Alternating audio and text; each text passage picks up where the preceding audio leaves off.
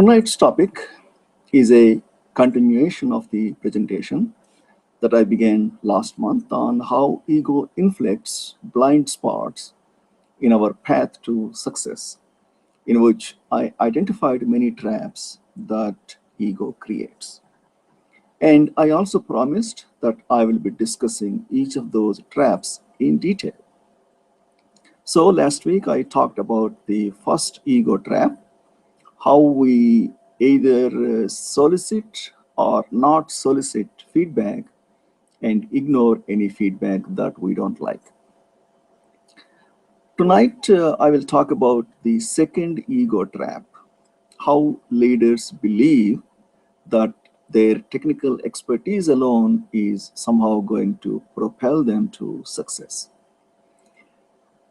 Every organization needs a genius, someone who is so well versed in her field or so adept at her craft that she can serve as the ultimate go-to person in the company.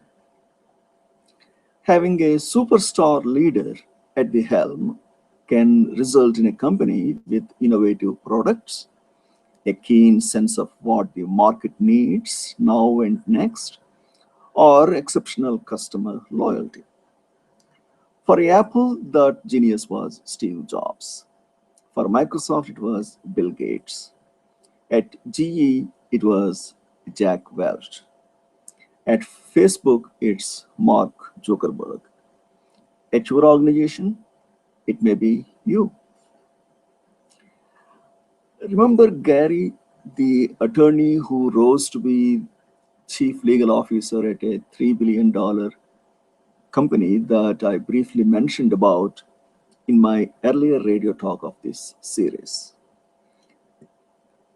Gary is a legal genius who could cite case law at a moment's notice, dismantle even the best argument, and negotiate winning contracts for the company.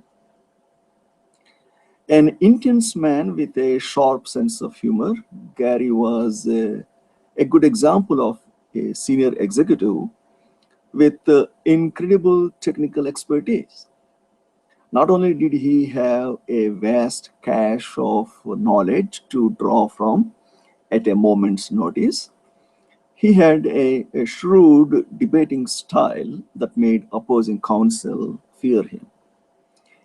Everyone wanted Gary on his side of a legal challenge, as he was often the brightest legal mind in the room. Now, did that also mean everyone wanted Gary as the leader of his team? That was another question altogether. Over the years, Gary had been promoted to leadership posts because of his incredible technical skills and expertise. Gary was even given responsibility for supervising a legal department. While continuing to balance his own workload, filing responses, reviewing claims, and protecting the company in other ways, Gary also had to supervise other attorneys, delegate tasks to paralegals, and hold weekly staff meetings, all duties that come with leadership. Unfortunately, it quickly became clear to everyone that Gary was struggling with his new role. That is, it was clear to everyone except Gary.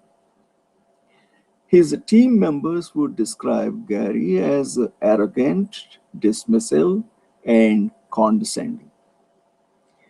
They complained that he lacked basic people skills.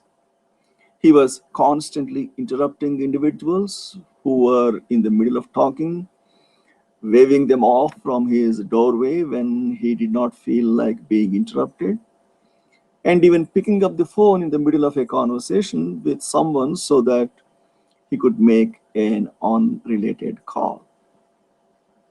As for the combative style that Gary used so handily in legal situations, well, he took that right into team meetings where the goal should have been working together, not forcing sides. Even so, Gary's talents and expertise as an attorney seemed to win out for the short term. And why not? Nothing he did or did not do from a people management standpoint diminished his reputation as the best legal representative the company could have. He got promoted again and again. People were willing to let Gary slide on the finer points of emotional intelligence because he was so good at what he did as a lawyer. They respected his genius and tolerated his boneheadedness. In spite of his interpersonal flaws, Gary's subject matter expertise remained highly valued by the organization. In fact, management would regularly pat Gary on the back for his work, telling him how amazing he was and asking, "What would we do without you?" You can imagine the eye rolling by any of Gary's team members who were within earshot of the accolades. For his part, as far as Gary knew, he was a legal superman. Although management silently disapproved of the way he interacted with his teams, they gave no indication to Gary that working on other aspects of his leadership responsibilities was a critical activity for him to worry about. Instead, they tried to appease employee complaints, drawing attention to the fact that Gary was a crucial asset to the organization and brought success to them all. So, Gary did not bother paying attention to his interpersonal behavior. He had taken a classic fall into ego trap number two, believing that his expertise and talent as a lawyer were far more important than his people skills. Even worse, because he believed that his technical skills excused him from relating to his people altogether. Ego trap number two gets triggered anytime a leader overvalues his technical skills, industry knowledge, or field expertise at the expense of other emotionally intelligent leadership attributes such as flexibility, self control, and social skills. Sometimes this plays out to the extreme with an executive like Gary, who borders on the conceited. Gary's attitude went something like this: "I'm a brilliant lawyer who gets the job done, and that's what counts. To heck with complaints that I am not nice enough. If you want nice, you go to grandma's house. If you want expert legal leadership, you come to me." Unfortunately, while Gary had the legal piece down, he was a complete amateur when it comes to leadership skills. At other times, ego trap number two gets triggered for leaders who are far less arrogant than Gary, but for whom technical expertise is a safe zone where they are comfortable playing. Leadership skills just don't come naturally for this group, or they seem too time consuming or complicated to learn, so avoidance sets in. Either way, ego trap number two can be a deal breaker for executives who are trying to stick their landings at the top after being promoted there. For business owners, ego trap number two is just as salient an issue, given that these leaders have often built successful companies on their high proficiency as experts in their fields. Business owners often defend their EQ defects, as Steve Jobs did, by pointing to their entrepreneurial success. Yet, the reality is that EQ is an essential piece of the leadership pie. So let's take a closer look at the trap. At organizations across the country and around the globe, middle managers get promoted into the leadership ranks because of their expertise in their functional work area, not necessarily due to their strengths leading people.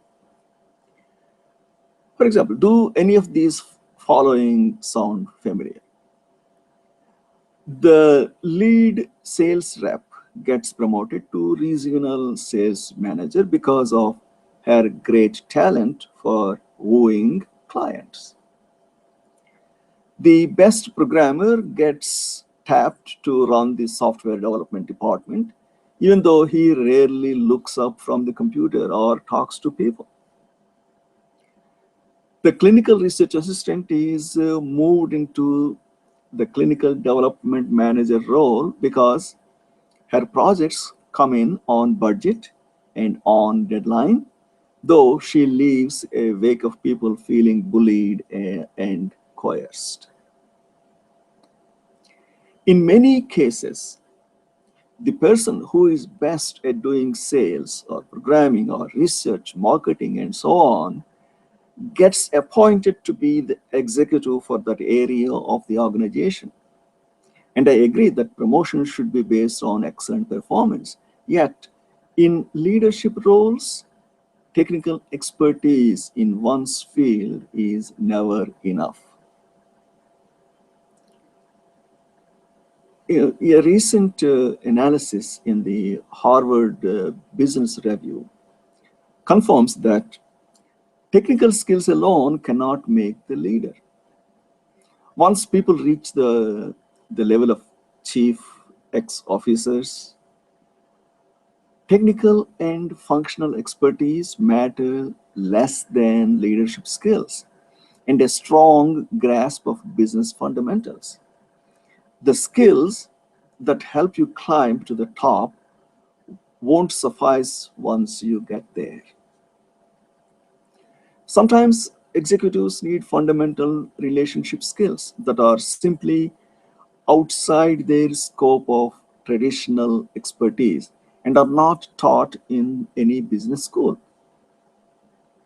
The demands of today's economy and marketplace call for leaders to be able to cross outside of their traditional role as field expert into the realm of strong business leader. The EQ-based talent, such as being able to motivate the team members, get the buy-in, and lead change, are the real leadership deal makers. Now, Gary, our legal genius, was a great example. Although he could spot wording snafus in a legal document from a mile away, he was perfectly miserable at motivating his team members to excel and getting them invested in proposed initiatives. Instead, he regularly crushed morale with his gruff and pompous style, 1 minute shooing away from him, the next holding them captive as he showed off his legal superiority. While Gary had been promoted to chief legal officer based on his legal acumen, it became clearer that his expertise in the law would not be enough to keep him there. That is, if the company did not want to lose everyone else on the team except Gary. It's not really fair to blame leaders like Gary for overvaluing their technical skills, as this approach seems endemic in many organizations. When hiring an executive, a typical job interview focuses on making sure that new hires are technically competent, But mentoring, emotional intelligence, motivation, and temperament are much more predictive of a new hire's success or failure. Do technical skills really matter if the employee is not open to improving, alienating their coworkers, lacking drive, and has the wrong personality for the job? In fact, a lack of EQ skills were far more related to failure in a position than were lack of technical skills. Those who did not succeed in their new posts had failed largely because they could not accept feedback. 26% remember the ego trap number one that I discussed last week. They were unable to understand and manage emotions. 23% of the people. They lacked the necessary motivation to succeed. 17%. Or they simply had the wrong temperament for the job. 15%. The first three relate directly to EQ, indicating that 66% of new hires failed because of issues related to low emotional intelligence. And I would argue the last is peripherally related to EQ as well, since higher self awareness leads to choosing more suitable work environments. As for technical skills, only 11% of the new hires failed because of a deficiency in this area. As I said so many times before, technical skills may get you in the door, but EQ skills determine whether you stay. So, why are technical skills so overvalued? Why is it that leaders like Gary fall so hard into ego trap number two, thinking that technical expertise outweighs the need for leadership skills? There are a few reasons. For starters, many organizational cultures encourage this misstep, as I have discussed elsewhere, by hiring and promoting based on the technical skill set and even overdoing the praise. Gary, what would we do without you? While putting little emphasis on development of people skills. The technically savvy executive, in turn, fails to value leadership responsibilities and figures if the company values me for being a technical genius, then that's enough. It's a fair reaction. Employees are often conditioned to pay attention to what the company values and rewards. And if no light hits the blind spot, it remains hidden. If there are no clues that leadership skills are equally valued, there is no reason to leave the functional comfort zone. Another common source of the problem is that these EQ based leadership skills sometimes don't come naturally, and resources on how to develop these capacities are not readily available or even easy to grasp. Further complicating the situation, the leader may lack awareness that once he is in a top post, the game really does change. Skills and habits that worked in the past, even led to success and accolades, may no longer be needed or appropriate at the executive level. Think back to Gary's interrogative style. So, the very work style and the strengths that initially help some leaders advance to the top rungs of the corporate ladder may become a hindrance once they arrive. Trouble ensues when the leader does not realize the need for a new learning or the value of a different approach. This was the case for Patricia, a highly skilled player in her company's human resources department. Patricia started as a frontline manager for the organization and received multiple promotions along the way. Eventually, she was tapped for an assignment as interim executive vice president of global human resources after two people above her vacated their positions. A smart, soft spoken woman who dressed and acted conservatively, Patricia was a quiet doer who was recognized by her organization as extremely skilled in her field.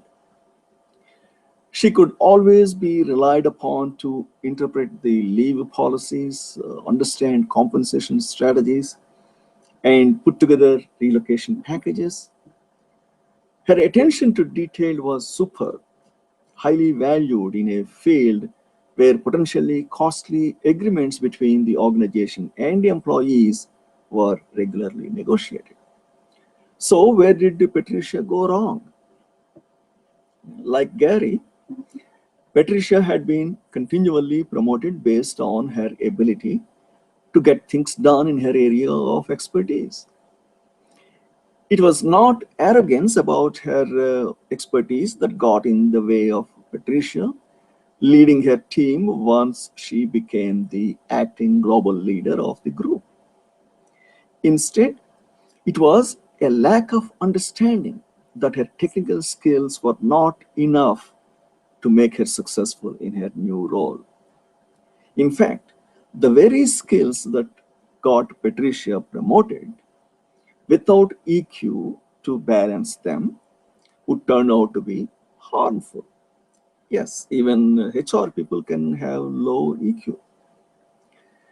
As each new leadership opportunity arose, Patricia neglected the needs of the situation and instead relied solely on her technically competent by the book brain. She regularly missed cues in front of her and lacked the situational awareness required to feel her way through decisions. The result? She defaulted to using her technical skills, which she had long relied upon and had been highly praised for in the past. Unfortunately, this approach ultimately sabotaged Patricia's ability to lead, to influence, and to inspire others. For example, when attending an important employee meeting that involved multiple big players and a hot topic of discussion, Patricia completely misread her role and the environment. Instead of taking a leading role in the discussion, she offered to take notes as the group watched in disbelief. Patricia's credibility as global leader was immediately diminished as she shifted into an administrative role, a blast from her past, and compared to the skills required in her new job, a retreat into her comfort zone. Another incident. Patricia was doing an exit interview with a veteran employee, Kim, who had opted to take an early retirement package. Patricia coldly denied Kim's sentimental request to keep her company badge, which had her photo on it from her first day of work 25 years earlier. Imagine how heartbroken and stunned this dedicated employee must have felt when her early retirement was treated like a mere transaction. Then imagine how quickly everyone Kim worked with learned of and reacted to her treatment. HR's reputation, and by extension, the organization's reputation, took a profound hit that day. Because Patricia was still doing double duty as global head and functional support to her internal client groups, she had to juggle the player coach role. This made it all too easy to fall into ego trap number two, to rely on her technical skills as HR expert rather than applying the emotional intelligence of a skilled leader and considering the employee's request. Patricia stepped headlong into ego trap number two. She was clinging to her hard skills as a field expert instead of shifting into a new way of interacting as an executive leader, one who possesses the power of discernment in decision making. We take a short break. I'll be right back.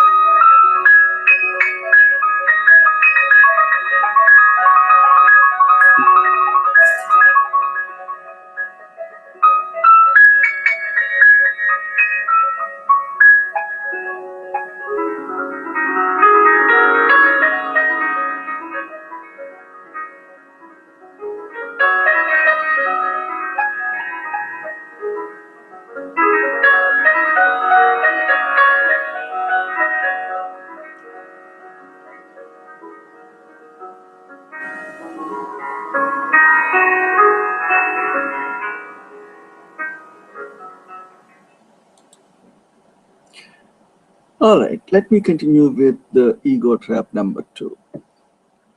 Ego trap number two is an easy one to get triggered for leaders. For business owners who have founded their companies on their own smarts and technical gifts, it can also be hard to imagine that their technical proficiency might get in the way of their leadership.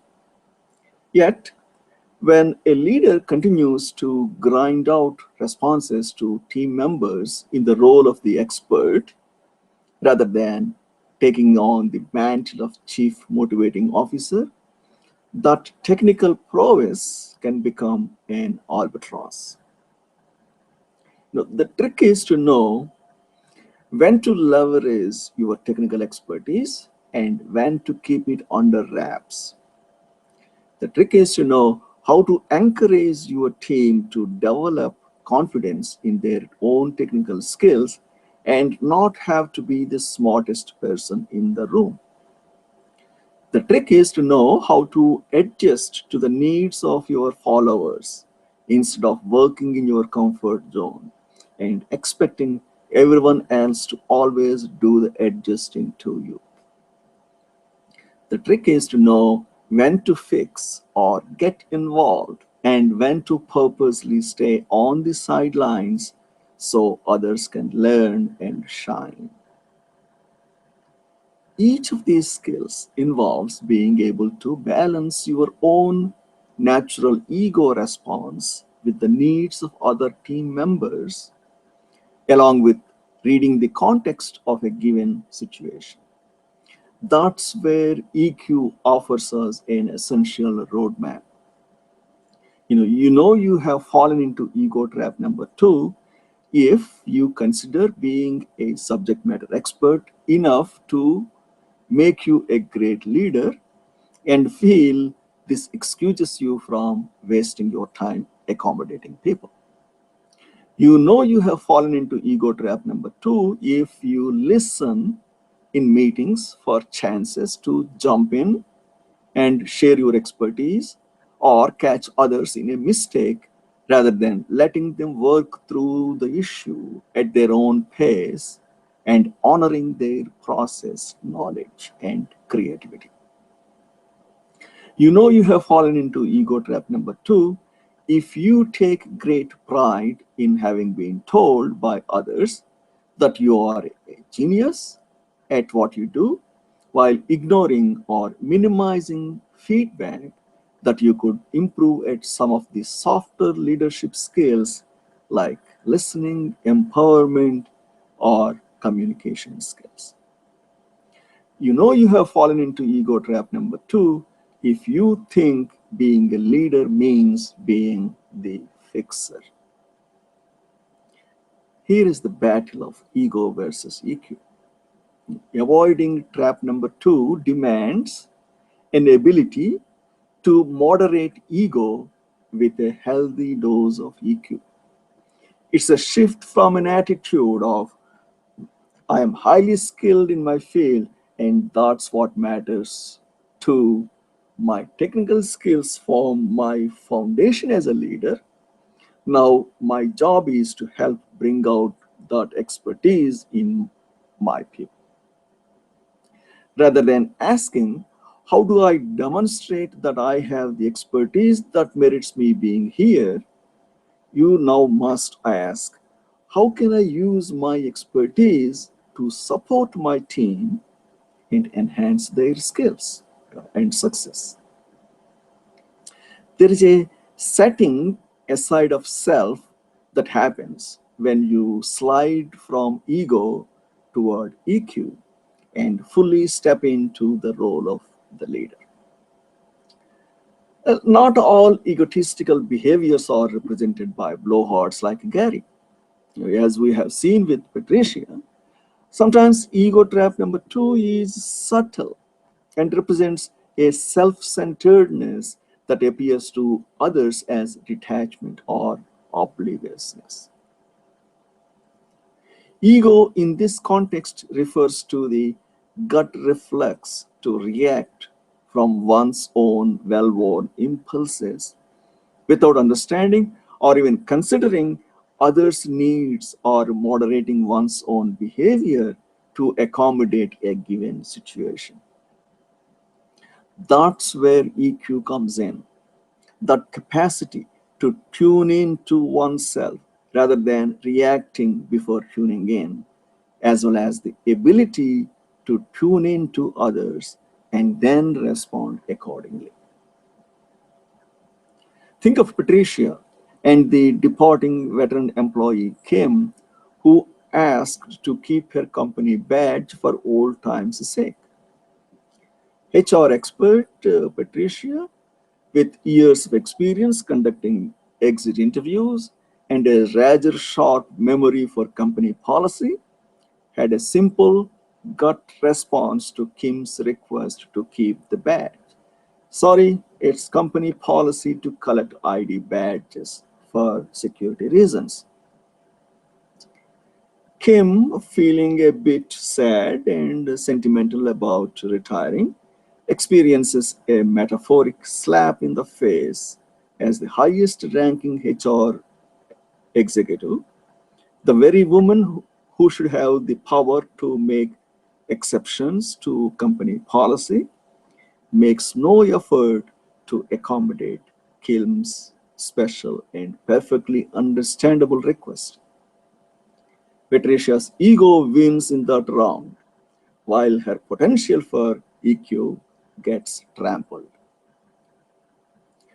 However, think about it. What would have happened if Patricia had possessed the EQ skills to observe herself, tune into her egoistic impulses before reacting? What if she had also been aware of her own temptation to default to her role as technical expert rather than stepping up as an interpersonally savvy leader? Patricia would have had a whole range of possible alternate responses at her disposal, like deactivate that sensor, extract the photo, or make a replica of the card. Regardless of the specifics, a simple statement from Patricia, such as, I realize that this is important to you, let me see what I can do for you, would have gone a long way toward maintaining the relationship with Kim and would have avoided diminishing the morale of other employees when word got out. And yes, it spread like wildfire. Instead, Patricia stuck to her guns, true to her transactional framework, and retrieved the badge. The story quickly leaked into the company lunchroom, and she was renamed Badgilla. Sadly, no one wanted to tell her directly about this growing reputation, and eventually the decision was made to remove Patricia from her post. I met her for the first time within a few weeks of the announcement, and she said it came as a quite a surprise to her. I could see how hard it was for her to understand. She was caught off guard and felt hurt and disappointed that no one had given her the feedback directly before it cost her the promotion. I too felt bad that the organization had somewhat set her up, using and promoting her strengths and then turning on her when she overused them. But I also knew that in the corporate world, when it comes right down to it, holding on to executive sponsorship is always tricky. By the time you reach the executive level, you are expected to behave in a situationally appropriate way. And you don't get many chances to screw up because what you do is so visible to the rest of the organization. And when it comes to trap number two, the ego's response is to trust the rules, trust one's expertise, and turn to knowledge for guidance on how to lead. Instead, the playbook on emotional intelligence tells us to check in with other people about how they are thinking and feeling in a given situation and to ask what they may need from us so we can respond not as technical experts but as leaders who adjust to inspire, to motivate, and to foster each employee's potential to contribute and move the organization forward. EQ antidote. Remember the EQ antidote? Remember the three R's that I mentioned in my earlier discussion last week? Recognizing, reading, and responding. Did you hear anything in the stories of Gary or even Patricia that resonate with your own interactions at work? Do you sometimes find yourself brandishing your technical skill as a factor to put your people back in their place or claim it as an excuse for not responding to feedback that you receive on your leadership performance? Do you hear regular commentary that you are a brilliant practitioner, a lawyer, a programmer, or salesperson, while also catching grumblings or even formal feedback that you are a little weak on the people's skills? Or maybe upon reflection, you realize that you sometimes fall back on your field expertise in situations where you might do better to work your leadership magic and watch your people soar as they put their own professional skills to work. If you are beginning to discover traces of ego trap number two at play in your own performance, believing that your technical skills trump your leadership skills, the three R's of recognizing, reading, and responding can help to ground you in your role as an interpersonally savvy leader, not just the field expert to be admired or even feared. I invite my clients who struggle with this particular trap to first look within. It's important that they consciously recognize how they are feeling in a given situation and notice any impulses to react from the gut as a technical expert. That's self awareness. Does the executive have an instinct to spout knowledge to a team when they face a dilemma, rather than patiently sit and listen as the team talks it through for a while? Does the executive have the urge to take notes as Patricia did at the big meeting, or jump on someone's computer and start hacking away at the financial worksheet just because that is what the executive is really good at or is used to doing in a previous role? The goal is to tune into those impulses so that the leader can control and moderate them rather than being controlled by them. Many of the executives I work with who fall into this trap struggle mightily with perfectionism and all its unhealthy corollaries. Accepting that others can do a competent job will keep you focused on the important strategic work of an executive instead of the nitpicking work of a subject matter expert. Next, I encourage these executives to look outward, to read the cues from the people around them to get a better handle on what others may be feeling in a certain situation and what they may need. Has the whole meeting room gone quiet because the team senses you don't trust their opinions? Do employees bring you unfinished work because they know you will make changes to it anyway, relying more and more heavily on your input and feeding your self-talk that your technical skills are needed? I can't get less involved in the technical problem solving. Clearly, no one else is capable of doing the work independently. The final piece of the puzzle is to respond appropriately. The goal here is to take the internal and external information that the executive has gathered and use it to calibrate an emotionally intelligent response rather than an ego-based one. Instead of jumping in with recommendations to solve a problem, the leader may ask the group to work through the answer. If the group comes up with a recommendation that started with the leader's idea, the leader might let the group take the credit for it. With this approach, the leaders need to be the smartest person in the room. The ego is set aside in favor of building the team's technical skills and overall confidence, EQ. As for our EQ challenged executive, Gary, my coaching experience reveals that the three big EQ tools, self-awareness, empathy, and self-control, could provide Gary with a path forward, one that would allow him to retain his employment as chief legal officer and raise his leadership game to match his legal game.